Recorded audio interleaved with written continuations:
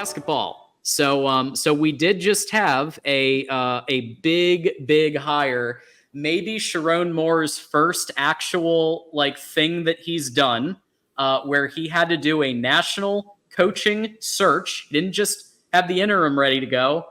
A national coaching search for a major sport, which was he was able to, with Coach Beeline's help. Coach Beeline helped convince FAU head coach Dusty May to become the new basketball head coach for the University of Michigan, which he was about to go to Louisville. Yep. So this was a last-second steal. That's not something Michigan tends to do. Michigan tends to kind of settle for what they could maybe get. They don't tend. It's only been this past year, it feels like, hey, let's go steal Ohio State's coach. Yeah. Hey, let's go snag Louisville's basketball head coach. So, TJ, what does this show in terms of just in general Michigan's vibes as a program, what they're now willing to do in football and basketball, and who do we credit for Dusty May getting hired? Yeah, I mean, it shows an aggressiveness that we haven't seen. So, I mean, it's great to see. I don't know if the TV contracts are making the coaching pools, salary pools greater. So we're kind of in a, we got the money, so we can do what we want kind of situation. Who's the credit? I mean, I think a lot of it does have to go to Ward. Even though I'm very critical of Ward, but you got to give credit where credit's due. And Ward did a good job here. He got his guy. This was his number one target. He's been eyeing Dusty May for over a year. And, John Beeline obviously gets some credit too. He was already in Florida. He met with Dusty May for an hour to discuss, what is his recruiting strategy? How does he handle the portal and admissions and things of that nature? And Dusty May was comfortable after that discussion with Beeline to move forward with Ward. And like you said, Louisville thought they had him. They all thought they had him. If you read any of their insiders, when the news broke that we hired him, they found out 20 minutes before. That's when Louisville found out. They thought they had it. They had a press conference. If you guys saw the photo where they had all the chairs set up, they were going to do a press conference to announce Dusty May, but they had to hold off and put all the chairs away. So, yep. So I mean, that's crazy, and that, I mean, great job. So we'll give Ward credit. There's some, and also Ward gave some assurances with NIL, which I don't know if you've heard about those, John, but so essentially, I don't know if you know this, but the donors spoke to Ward and told him, if you move on to a new head coach, we'll be more active donating to NIL. Now, this is for basketball, not for the overall athletic department, but for basketball. So that's a big deal. If we can get some NIL backing for basketball, that'd be huge.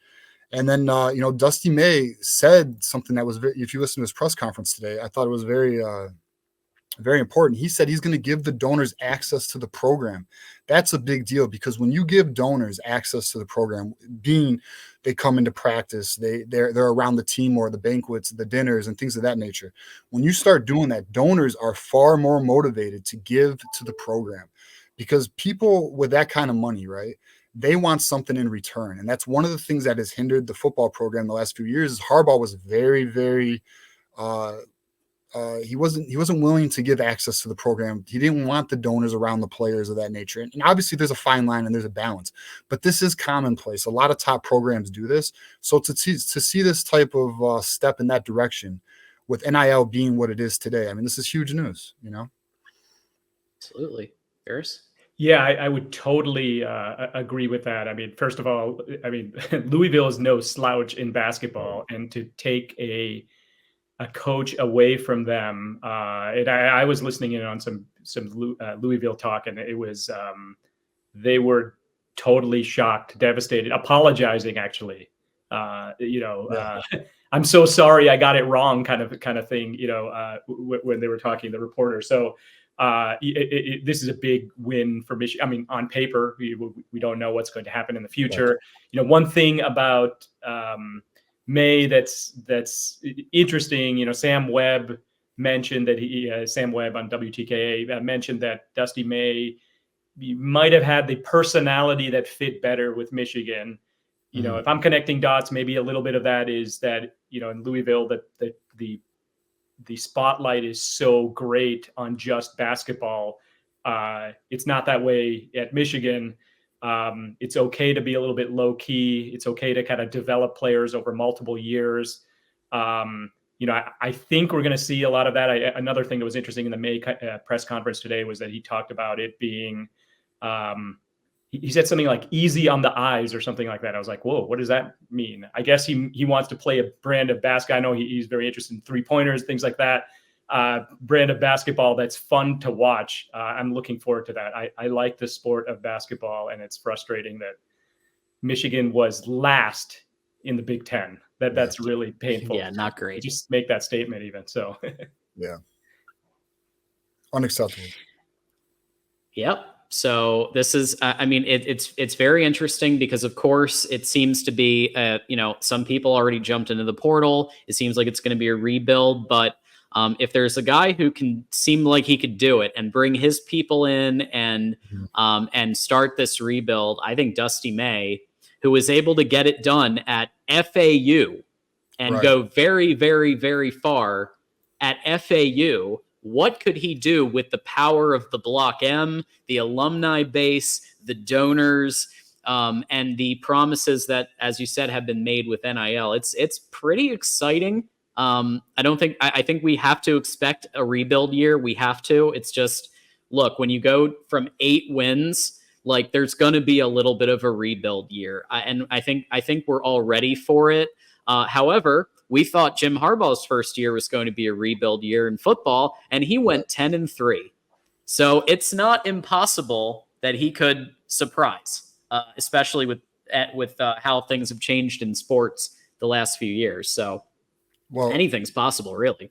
Yeah, well, I will add, if the rumors are true on the transfer portal targets, we could be a far more competitive team a lot sooner. You got the 3 kids from FAU who some say are likely to travel with Dusty May to Michigan.